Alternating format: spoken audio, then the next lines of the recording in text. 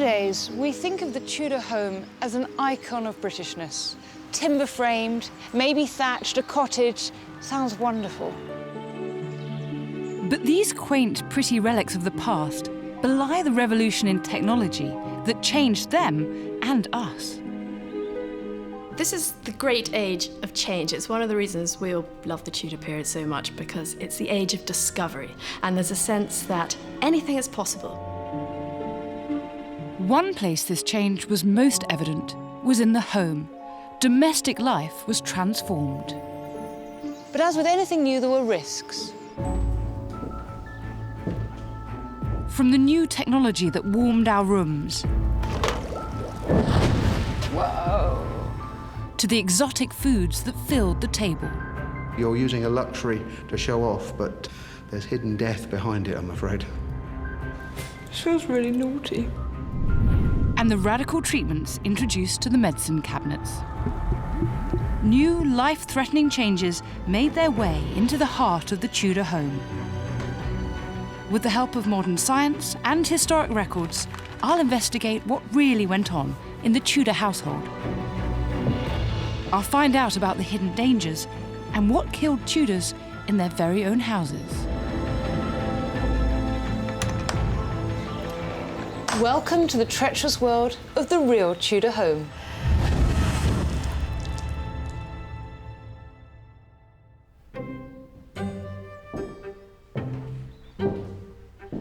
This house dates from the end of the Tudor age, around 1590. At the time, there was an emergence of people with new wealth who had aspirations for their homes. This is the house of someone in the middling sort. Those are the middle ranks of society in a pre-capitalist age, before the talk of classes makes any sense. So it's professionals, artisans, yeomen farmers, and in this case, a successful merchant. The increasingly wealthy people of the middling sort built new kinds of houses, and the unforeseen consequence was that they introduced hidden killers to the home. But how exactly did these beautiful buildings threaten the lives of the merchants and yeomen who inhabited them? Many previously unknown dangers made their way back here from newly discovered distant lands, some arriving directly into their kitchens and dining rooms. This was an age of discovery that transformed Tudor life, and exploration, conquest, colonisation and trade all had their impact on the Tudor home in various guises. The middling sort benefited from a boom in trade, prospering from the new markets and goods becoming available.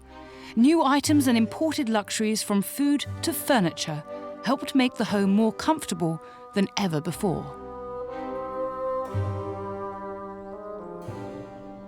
The Tudor period is definitely the start of a real investment in material things for relatively ordinary people. So there's a huge increase in the number and quality of items that people would have had in their homes, from rich textile hangings and furnishings to more furniture, additional bedding, and many more items of tableware. Costly, showy items like pewter are definitely the kind of thing that you want to invest in and display in the home. It's a way of indicating that you have wealth, you have status. It's part of your sort of self-fashioning of your identity. And it was in the dining room where the taste for the new and exotic was clearly visible.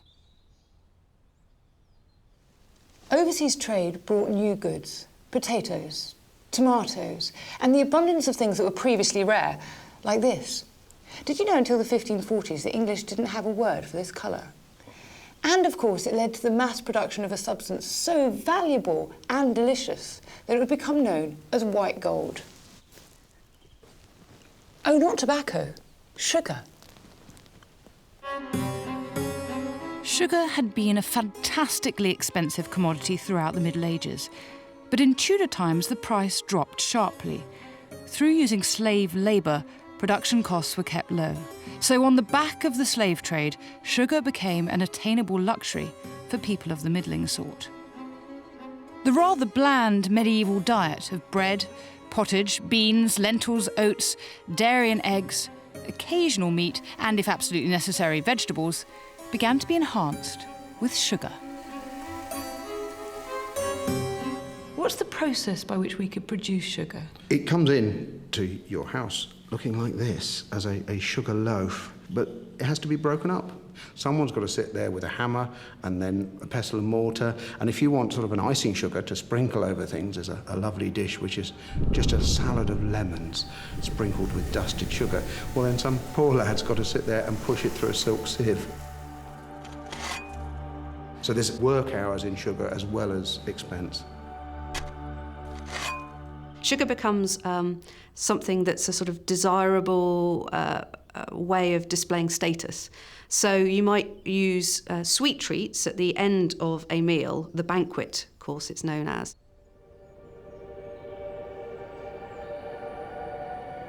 With no sense that sugar could be bad for you, they would even show off and play with sugar, disguising it to look like some other delicacy. So we've got here a little dish of nuts. There's little sugar shells with a little bit of sugar and almond in the middle like a marzipan, dusted with cinnamon to give it the nutty colour, and you get to eat a pure sweet. And what's this? Well, why on earth did I lay out some bacon on the table when we're supposed to be being spoilt? And bacon is a working man's food, but not in this case. It's been made to look like bacon by dyeing some of the sugar with cochineal and leaving the rest white to look like fat, but it's in fact all sugar. What are these? Those are little Tudor roses in sugar, and the middle one, I've covered that in silver leaf. So the one that looks silver is actually pure silver on top. Wow. And that's showing your diner's real luxury, because you've taken a luxury ingredient like sugar, put man-hours into it, and then put a precious metal on top as well. From nowhere, sugar became the must-have item at any well-to-do meal. What would it have been like to have all the sugar? It must have been really intense. Yes, I don't think we can really imagine it. We've grown up with sugar all of our lives. It's in most of our food somewhere, even bread. So to go somewhere where your diet has been virtually sugar-free and be given a table full of sugar, I think it's going to be a huge release of energy.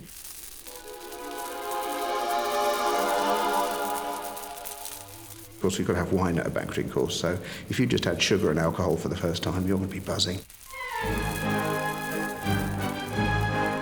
So why don't you try one of the sugar nuts? Feels really naughty. As sugar became more popular and its consumption more widespread, the wealthy, ostentatious sugar lover would have little idea of the trouble that lay ahead. In the Museum of London's storage vaults, Dr. Jelena Beck-Varlet studies the remains of almost 20,000 bodies spanning the city's history. It's a unique resource that reveals changes in disease patterns over time.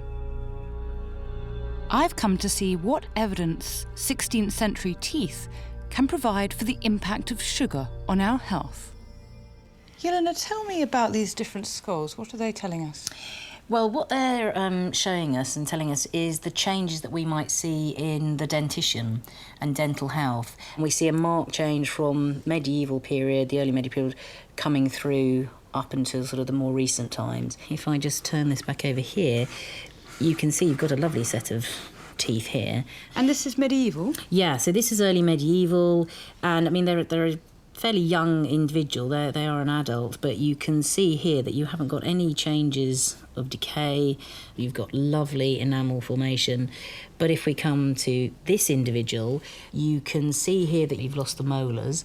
If you look at the mandible, you can just see there you've just got roots of the teeth where they've just really sort of been rotted away, and the decay has completely destroyed all of the enamel. So this one's a medieval skull, and this one dates from? Probably about sort of the mid-16th century, so this is later on, and this is then sort of the time then you've had sugar being introduced, it's more freely available, and you can see the consequences in their teeth. So in both the upper and the lower jaw, you've got these huge gaps. Imagine how painful it would have been to go through that. It must have been absolutely horrendous, yes, because I've had toothache and an abscess, and it was absolutely horrible. It was really, really nasty, so to have had that amount of teeth affected must have been absolutely ghastly. Unfortunately, the methods people in the Tudor period used to clean their teeth didn't really help. In fact, they unwittingly made things worse.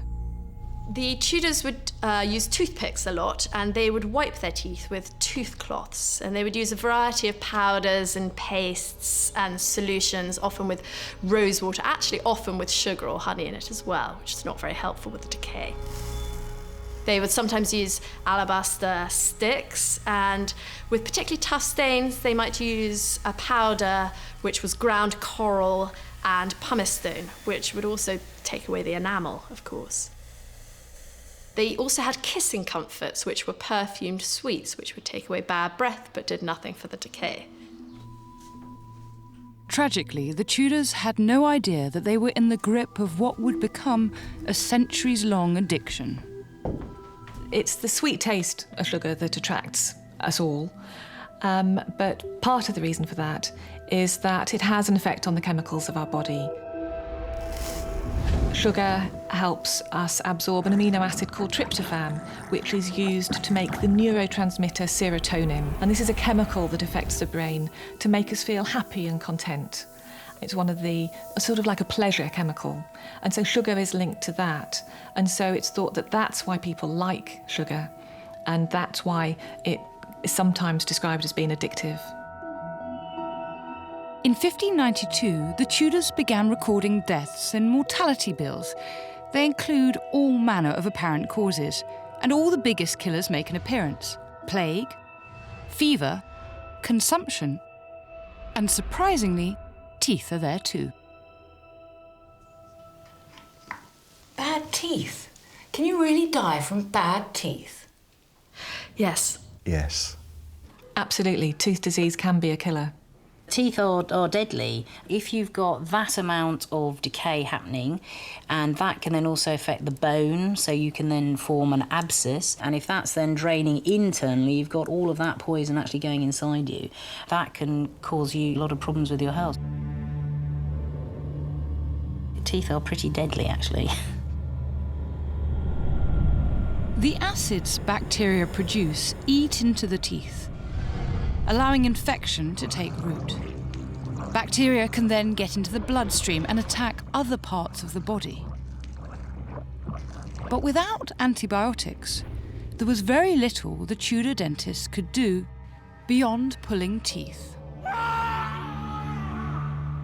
They would have had no understanding at all of the fact that sugar was damaging the rest of the body. So high sugar levels could be predisposing them to develop diseases like diabetes, and then the bacteria from the decaying teeth would be damaging perhaps the heart valves and the kidneys. So it could be causing damage to all of the internal organs, and they would have no idea until it was too late.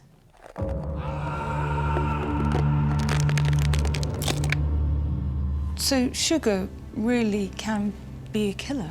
Yes, because if you're affected that badly, then it can have that really awful effect on your health, and then cause your demise, cause you to die.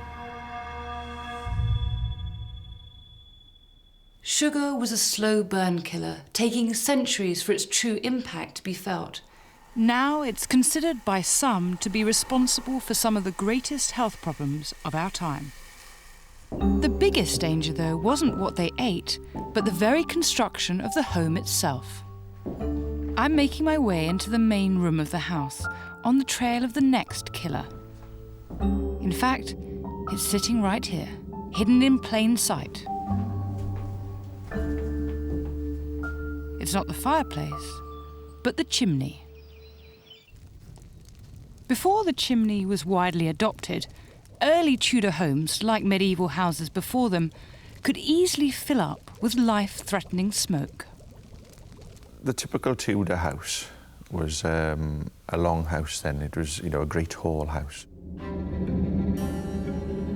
There was a fire in the centre, a little hole in the roof where it took the smoke away. These early makeshift vents didn't work well, allowing noxious fumes to build up in the home. The chimney offered a brilliant solution. The change from having an atmosphere indoors where you're constantly breathing smoke and your eyes are weeping to having one where it's drawing and you've got clean air around you is enormous.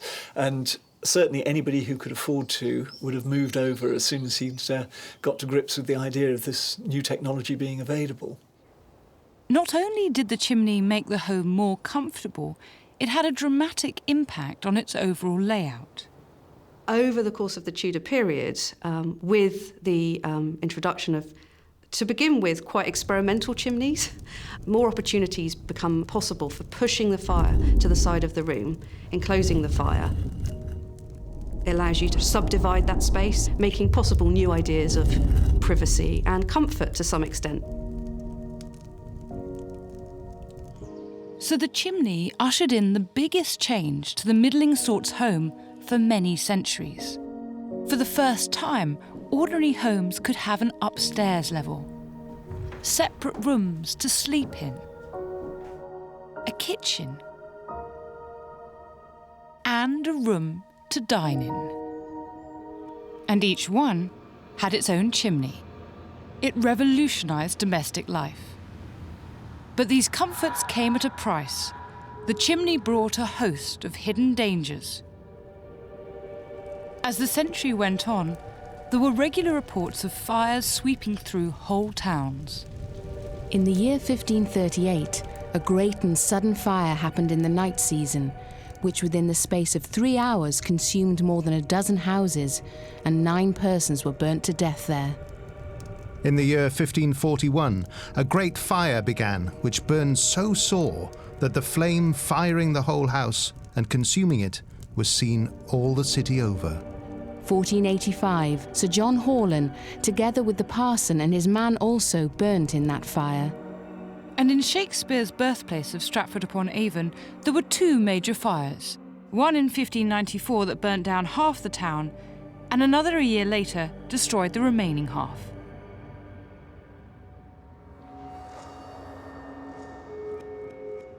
To find out what caused these fires, the Tudors examined the construction of the chimney.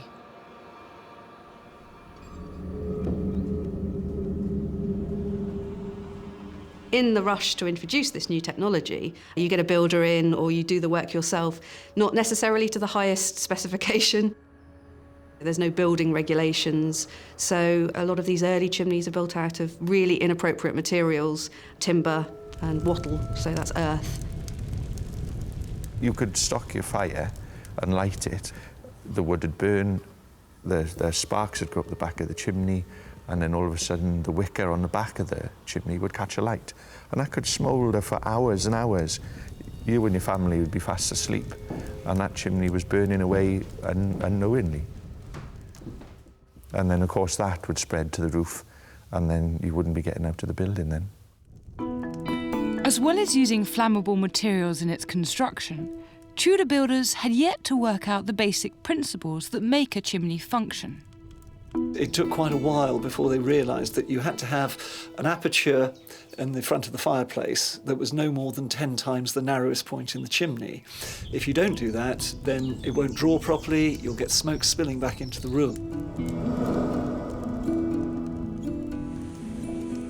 The draw is the suction effect that quite literally draws smoke and gases away from the fire, up the chimney and out of the house.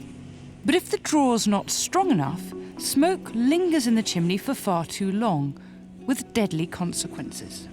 The smoke used to sit about halfway up the chimney, and it would just tumble. Now, anybody that knows anything about fires knows that smoke is unburnt fuel. Forensic fire expert Emma Wilson can demonstrate the impact of unburnt fuel in a Tudor chimney.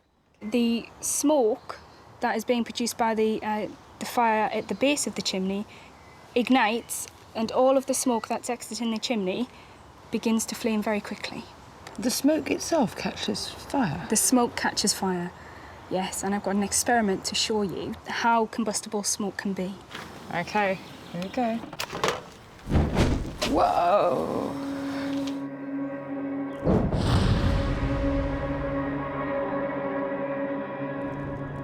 So without an effective draw, thick soot deposits build up inside the chimney. Smoke hangs around in the flue until the heat builds up to ignition point. It's easy to see this effect in Emma's experimental chimney.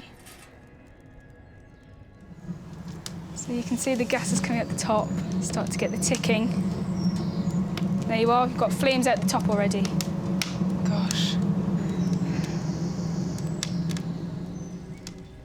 Imagine the effect of these flames on a thatched roof.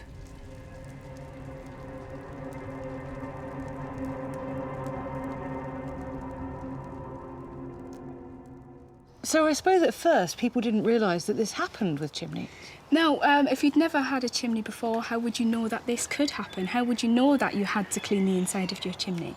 So when people first started using chimneys, I imagine you built it and you thought that was it. Whereas actually, we now know that cleaning your chimney regularly is something you've just got to do to prevent chimney fires from occurring.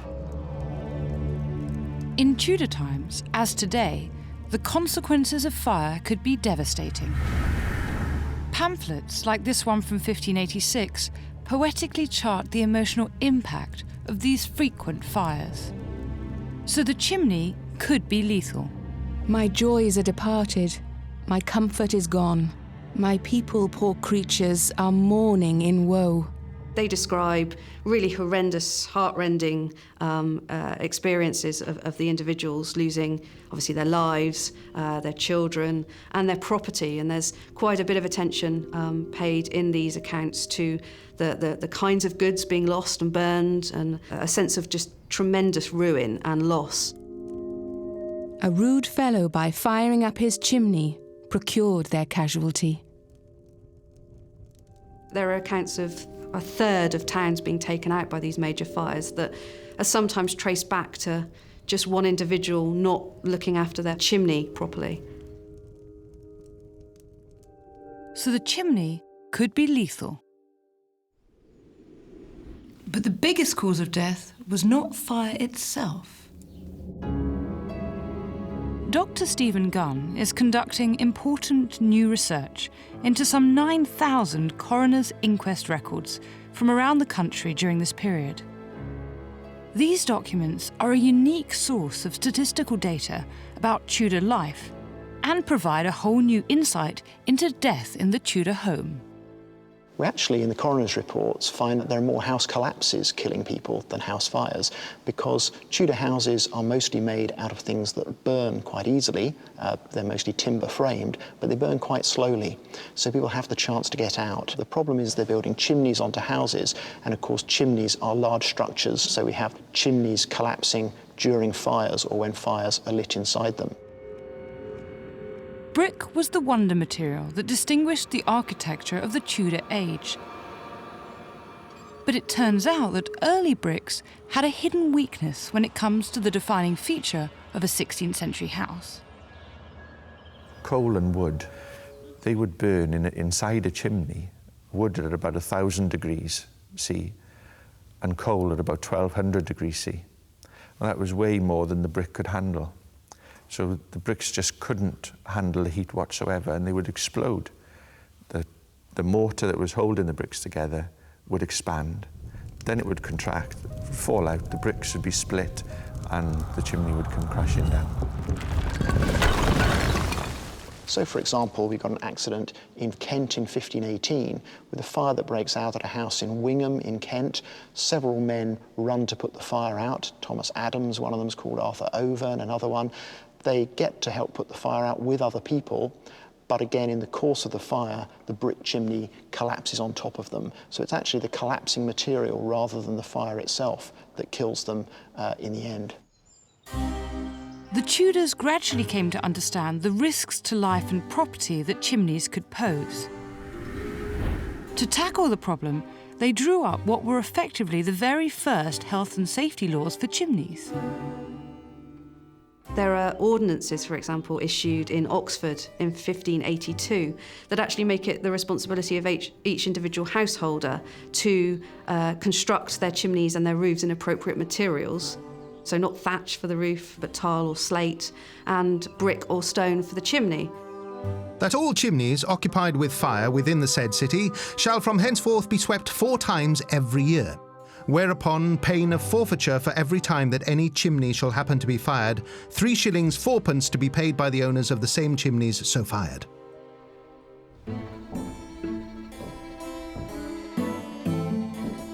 But even these laws couldn't prevent the Great Fire of London, 84 years later.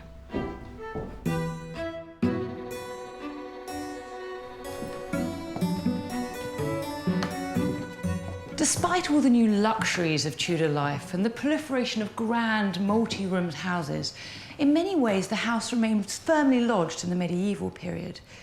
Much of what we think of as the basics of domestic life simply weren't there. For us, there's nothing more fundamental than the utility and convenience of running water. But for the Tudors, there was no such thing as a bathroom or a shower.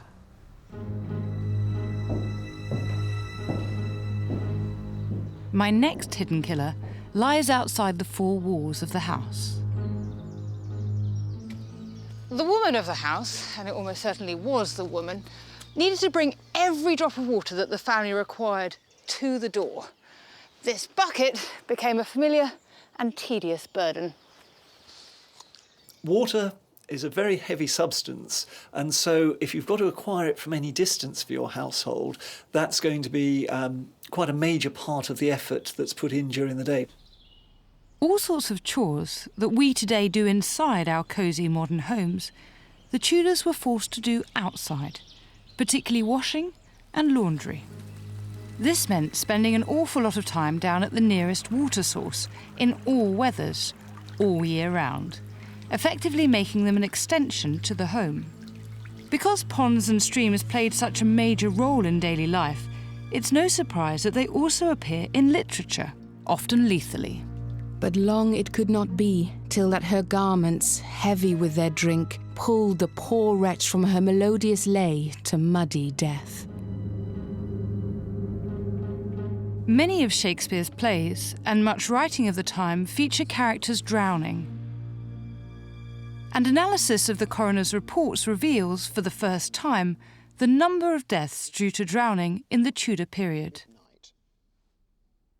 The biggest contrast with today is the amount of drowning. So in 2010 in the UK, about 2% of accidental deaths were drownings. In our period in the 16th century, it's more like 40%. Gosh, why so many? Well, people are exposed to open water in lots and lots of different contexts. The single largest cause is probably fetching water.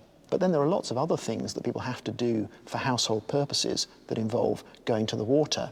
You have to take animals to water, you often have to travel across water, and of course the other thing is people have to wash their clothes. We've got an accident here with a young woman, she's described as a spinster, so an unmarried woman called Ursula Redsole. This is 1556, and it says she went to a pond, she was washing a little tunic called a petticoat, and she was sitting on a bridge called a plank, and she fell off the plank into the pond and she drowned. Elizabeth Bennet, collecting wart leaves to put under bread she was baking in the house.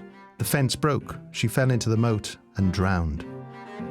Elizabeth Cormonger, washing linen clothes on the bank of a river. Her feet slipped.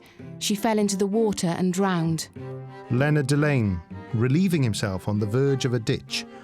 When he crouched, his feet slipped and he fell backwards into the water. So why did so many drown, and often in quite shallow water? In the interests of science, I'm donning authentic Tudor garb and heading down to a nearby pool. On a fresh spring morning, the water temperature's around 12 degrees. The coroner's report suggests it was all too easy to slip and fall into the water, with potentially lethal consequences. And immediately, it's really, really cold. So much so that it's making me gasp. Our first reflex when our body hits cold water is to gasp. You have a sudden intake in air, and it's completely involuntary, and there's nothing you can do about it. And if you're under the water when that happens, you breathe in water. And as soon as that cold water hits the back of your throat, your larynx, your voice box, it can cause it to go into spasm, and that will effectively suffocate you. Even in relatively mild weather like this, the water temperature is a shock. My reaction may sound extreme, but the cold really makes me gasp to catch my breath. Water takes heat away from your body 25 times more quickly than in air of the same temperature. So you very rapidly lose heat from the body, and as soon as that happens, your bodily functions just stop working. As well as the cold and the shock, it's difficult to keep my balance. My clothes are dragging, getting caught up. And it's hard to get a footing because it's very slippery, and if you imagine there was any sort of current at all, it would be very easy to go under.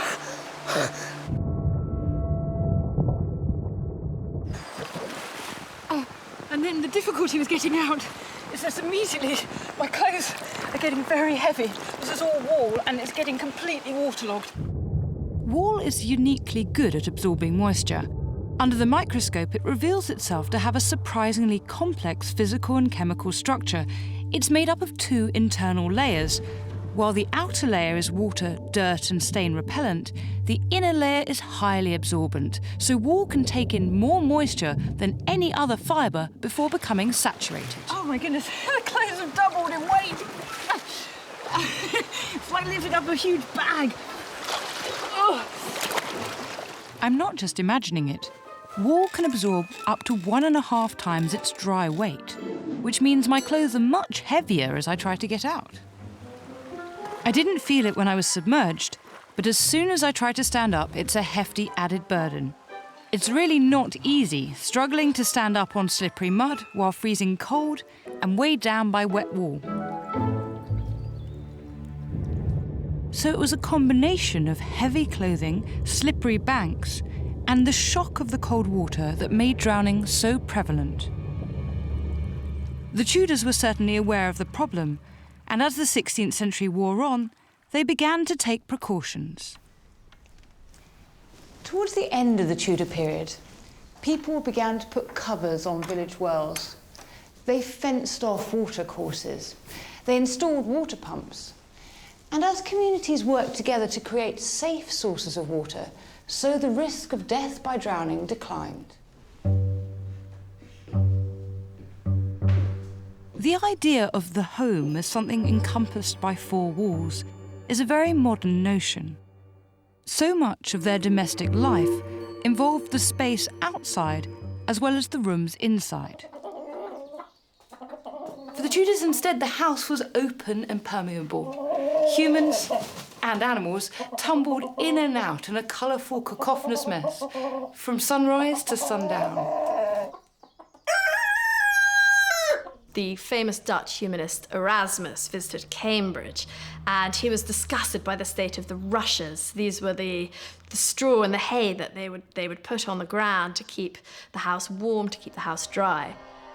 And he said that occasionally they would change the top layer, but the bottom layer would sometimes stay there for 20-odd years, and it was full of ale, it was full of fish juice, it was full of vomit, it was full of the leakage of men and of dogs and of other abominations not fit to mention.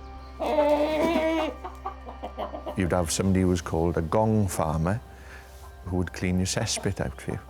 Disease was obviously rife. There was dysentery, cholera, typhoid, 3 of the biggest ones in the Tudor period, which would kill you no problems at all. So if you went to work one day with a cut on your arm or your leg, and the gentry was going to the toilet and it covered you, it was only a matter of time before one of those diseases came knocking on the door.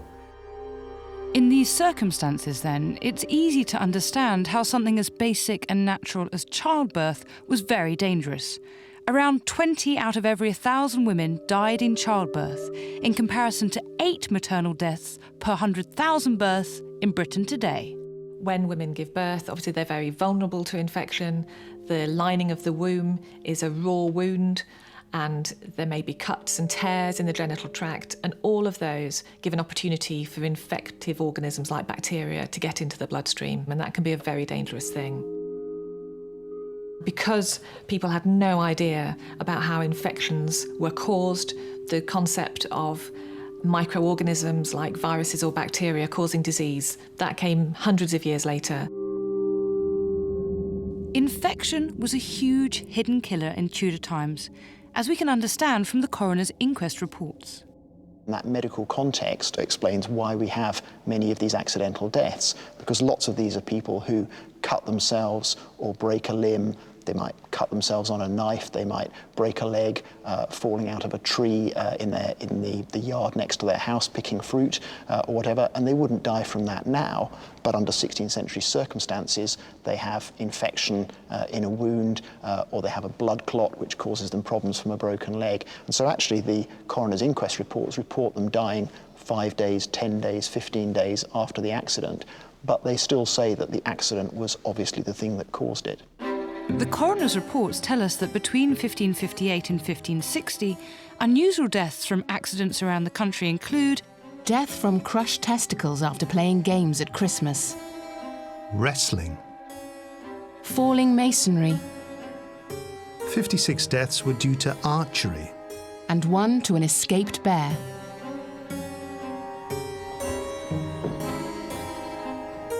But whatever the cause of injury or sickness, Get ill in the 15th or 16th century and you'd be unlikely to call in a professional doctor, except in extremis. Most people of the middling sort would treat themselves at home using herbs and ingredients from recipes passed down through the generations. for the Tudor housewife, the medicine cabinet was limited to her knowledge and what was grown locally. In the garden of a home of the middling sort, there would be a special section laid out specifically for growing herbs, remedies for daily ailments. In effect, a Tudor first aid kit. In a big Tudor house, they would have their own physic garden. And there's a vast early modern what's called a pharmacopoeia, which is a body of herbal knowledge and an understanding of which plants can help you, which plants can heal you, and what conditions they can be used to treat. Now, even the smallest cottage in the village, the person living there will have that same knowledge, even if they don't have the physic garden, but they'll know where to go in their local area to go and pick herbs. Stuart Peachy is custodian of a small Tudor-style physic garden. What sort of plants do they think were useful medicinally? Well, we've got things like tansy here. Now, tansy is useful in springtime, about the end of Lent, because they thought that the intestinal worms they suffered from was partly a result of all the fish that they'd eaten over that Lenten period. And tansy is very good because it's a relatively mild poison that kills the worms. Next to that, we've got rue. Now, rue is one of a battery of different plants that can be used to induce abortion. Pennyroyal is another one. Lungwort, with its spotted leaves there, that one is good for infections of the lung, easing the chest, and would have been used as a general herb in that area. So the Tudor garden was really the ultimate in organic natural medicine? Absolutely. It's free as well, as far as they're concerned. According to some sources, 150 plants were considered to have useful medicinal qualities, all grown in the garden and prepared in the home. People have this vast storehouse of medical knowledge and remedies, and they pass them around. And that might be to their families, it might be to their friends and neighbours. And of course, when that happens, the medicine spreads out in sort of ever-growing circles. It's also worth remembering that virtually our entire corpus of medical remedies, tablets today, are based on plants. We are still using perhaps the same plants, but we're distilling them, we're using them in a different ways. The power lies within the chemicals in the plants, and that's what worked then and it works now. But herbal cures weren't without their dangers. Get the dose wrong and you'd find yourself in trouble. Many of these plants are safe in small doses and toxic in high doses. For example, something like tansy, which actually was very widely used as a way of purging worms from your body in the springtime. Later in the year, that becomes toxic as the active ingredients build up in concentration, and you can make yourself quite ill with it. And mixed up with some effective practical cures were some very odd beliefs. There was this idea that something that looks like the thing you're trying to treat might actually help it. And so there's a plant that's been called pilewort, for example, because its roots look a bit like piles, and this was used to treat hemorrhoids or piles because the plant looked a bit like what it was treating. These superstitious beliefs, along with the unpredictability of some herbal cures, meant that Tudor medicine always had the potential to go disastrously wrong. But a radical German invention seemed poised to change all of this for the better. Johannes Gutenberg had invented his movable type printing press 40 years before the Tudor era. One of the things that is changing with medicine at this point is that with the introduction of printing, which occurs just before the start of the Tudor period, it is far easier to disseminate knowledge. People have written books on medicine since classical times, but what you're now seeing is the printed page making that more widely available. Initially, printing presses were used mainly to produce religious texts, but by the mid-16th century, printers had found a new market, publishing home manuals, a mixture of remedies and recipes. And these books are enormous. John Gerard's runs to about almost 1,700 pages, profusely illustrated, and designed to enable you to clearly identify the plants and know what their effects are and what the toxicities are to some extent, as well as what the benefits are. Bestsellers were reprinted over and over again to meet popular demand. Historians estimate that maybe 400,000 medical books were printed altogether in the Tudor period. Suddenly, those who could afford it had access to thousands of recipes in just one book, far beyond their previous knowledge, and all written by a supposed medical expert. At first glance, the books appear to contain no shortage of sound advice, like John Gerard's recommendation against planting deadly nightshade. If you will follow my counsel, deal not with the same in any case, and banish it from your gardens. 3 boys did eat of the pleasant and beautiful fruit hereof, 2 wherefore died in less than 8 hours after they had eaten them. These medical books made their way into the Tudor home, where they would have played a pivotal role in everyday life or death. They're there to help people in the absence of a doctor. They're sort of called things like every man his own physician. And they may be set out by body part, so therefore you just simply leaf your way through and find something that's wrong with you. But the medical tomes weren't necessarily the wonderful cure-alls they first appeared to be. Some of the recipes found in their pages seem very odd today. This is Andrew Board's Breviary of Health, a medical treatise that was something of a bestseller in the 16th century. And it includes all sorts of remedies, including this one here for the palsy. So it says, take a fox with all the skin and all the body quartered, and with the heart, liver and lungs, and the fatness of the entrails, stones and kidneys, steepeth it long in running water with calamint balm and caraways, and bathe the patient in the water of it, and the smell of a fox is good for the palsy. To the Tudors, cures like this were rooted in perfectly reasonable ideas about the body and disease. A living thing, something that has been alive, has what's called an animus, a living spirit. And so if part of you is withered, dying, then it makes a perfect logical sense to use something from something that's been alive and restore the spirit to yourself. Cures incorporating the blood and bacteria-ridden guts of an animal stood a high chance of being fatal if applied to an open wound. Like this remedy for a sexually transmitted disease. Nicholas Culpeper's 1618 herbal has a remedy for the clap, which is to kill a chicken, and while it's still warm, to dip your privy parts in it to soothe and calm. But there was a basic problem with all the cures. They were all based on a fundamental misunderstanding. The trouble with all the recipes and cures in the home manuals is that they're pre-scientific. The Tudors simply didn't know about the bacterial pathogens that cause infection and disease. Their theory of the body was of the 4 humours, 4 key fluids that needed to be kept in balance to remain healthy. Disease was simply thought to be a result of an imbalance of the humours. Nowadays, we know there's no scientific basis for that at all.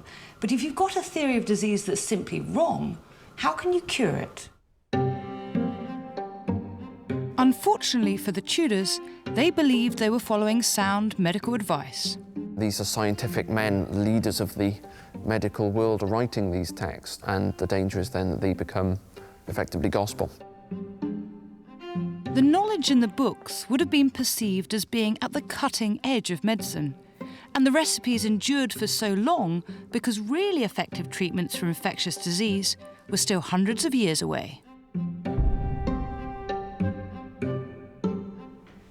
Part of the problem was that no one had seen inside the body for centuries. Human dissection had been banned throughout the Middle Ages. But in the 1540s, Henry VIII allowed surgeons to use the bodies of those hanged at the gallows for their medical research.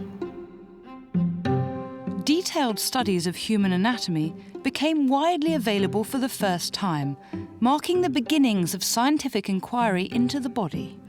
But they didn't come soon enough to help with our next problem.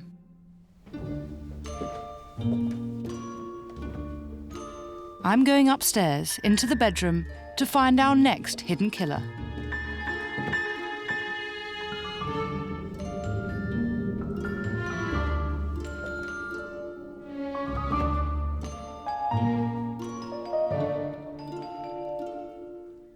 People are as promiscuous in the past as they are today. It's certainly socially frowned upon, and all the printed literature and all the religious literature and all the morality says you shouldn't do it, but people still do it. You've only got to look at the court cases and the illegitimacy records and the bastardy bonds to see how many illegitimate children are being born as a result of unmarried sex. Children weren't the only consequences of such activities. In 1497, a disease was recorded in the British Isles for the first time, and its route in seemed to be via the most intimate of acts in the most private place in the home, the bedroom. Hospitals were being deluged with people suffering from a disease they'd never seen before. William Clothes, the doctor in London, noted that every other patient at his hospital had the same symptoms. In the Hospital of St. Bartholomew, London, among every 20 diseased persons that were taken in, 10 of them had the pox. William Clothes produced a medical treatise describing the symptoms of the disease. So he talks about it producing pains or aches, ulcers, nodes, and foul scabs with corruption of the bones. Then it goes on here, it talks about venomous pustules, scabs upon the forehead, brows, face, and beard, as about the secret parts. Its cause, he says, was that it was a pestilent infection of filthy lust, a sickness very loathsome, odious, troublesome, and dangerous, a notable testimony of the just wrath of God. We now know that, in fact, these horrific symptoms were caused by a virulent bacterial infection, which we call syphilis. While they may not have understood its bacterial origin, the Tudors knew enough to link its progress to sex. The symptoms are very manifest, and to a society that's obsessed with signs and symptoms, it's very clear to them how this has come about. The first stage gives the characteristic boils and marks on the sexual organs, so it's seen as a result of sin, of promiscuity. Many Tudor towns had their bawdy house or brothel, and these certainly aided the spread of the disease.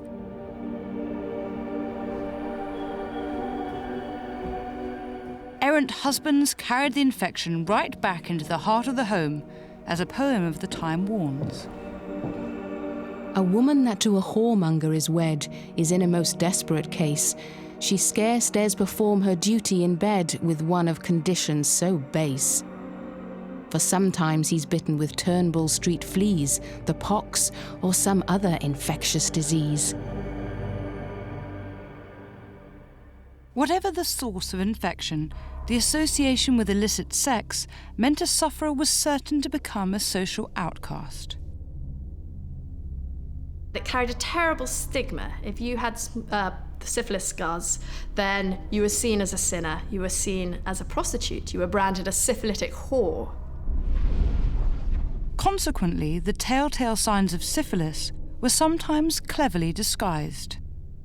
It was a real stigma to have damage to your nose because people knew immediately that you must have late stages of syphilis.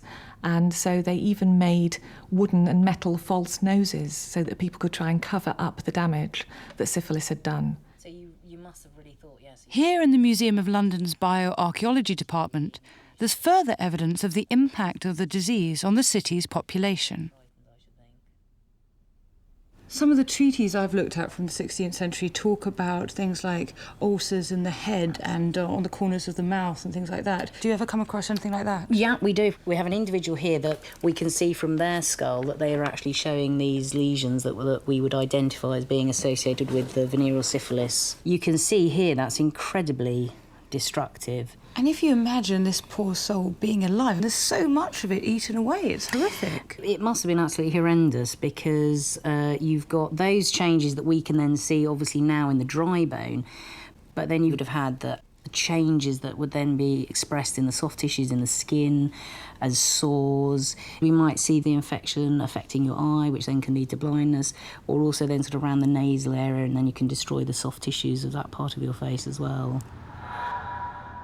The bones show how sufferers could have lived with syphilis for decades, the bacteria slowly eating away different parts of the body. And with so many victims, a lot of effort went into finding a remedy. The problem was, all too often, the so-called cures could also finish you off. This little volume by Close is full of all sorts of remedies for dealing with syphilis. Page after page suggests different cures, which indicates somewhat that none of them worked.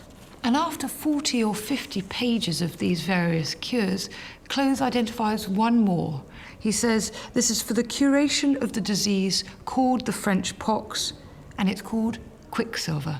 That is, mercury. Mercury had long been thought of as a useful treatment for skin conditions because it seemed to have a beneficial effect. From around the 1300s, it had been used to treat skin complaints. So whether it was psoriasis or leprosy or any other sort of infection, they would put mercury on it. And so when they saw that people with syphilis were developing skin lesions, they thought they would use the usual treatment for skin lesions, which was mercury. Mercury can be administered in all manner of different ways.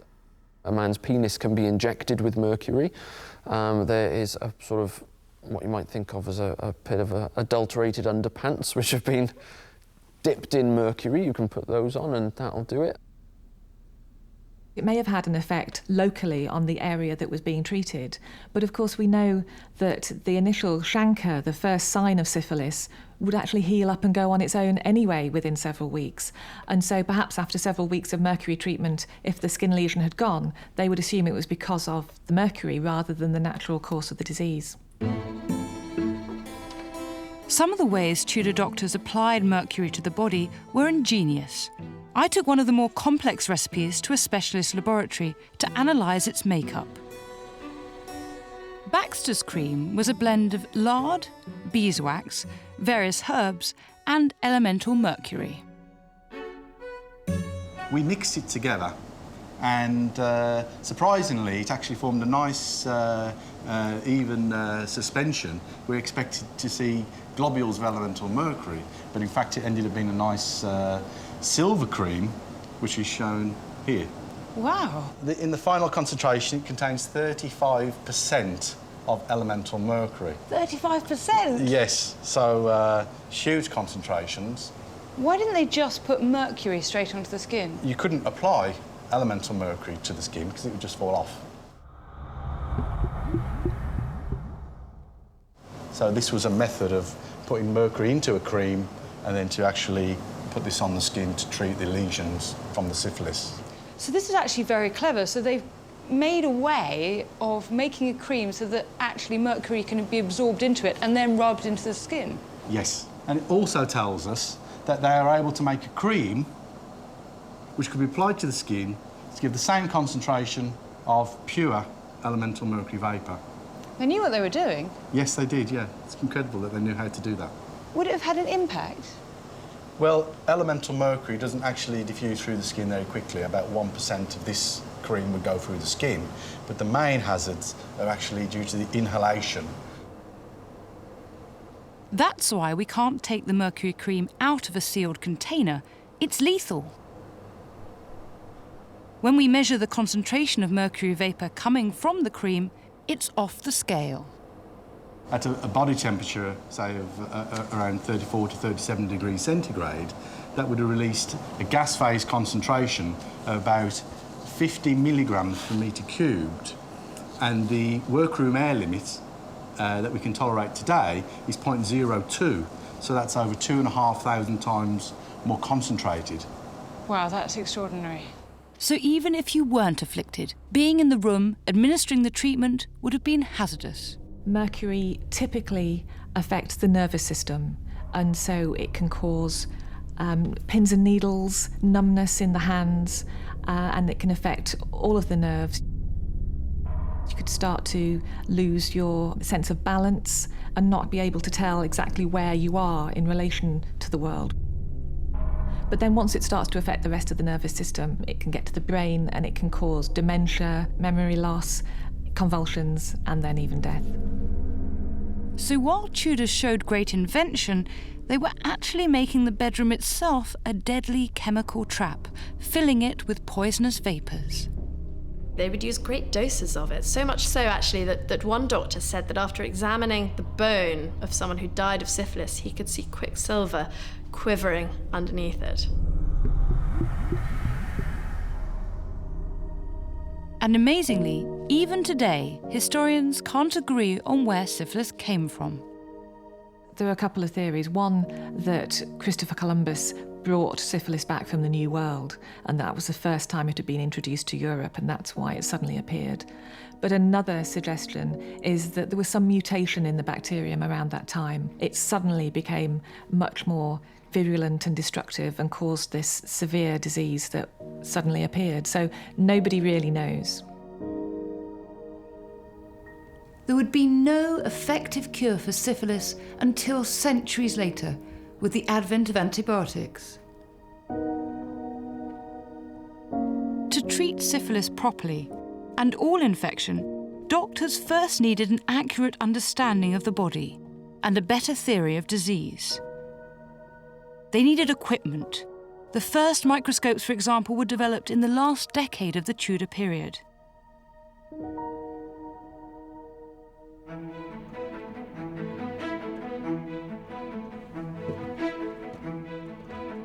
Without a doubt, the Tudor century witnessed a revolution in the way people lived their lives.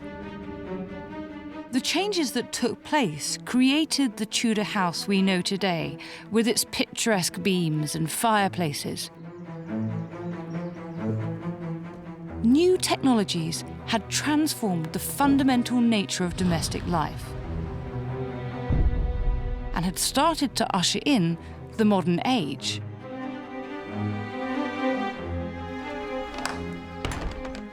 As with any period of change, there were dangers, some of which took centuries to expose, and some of which are with us still, their roots firmly located in the Tudor age.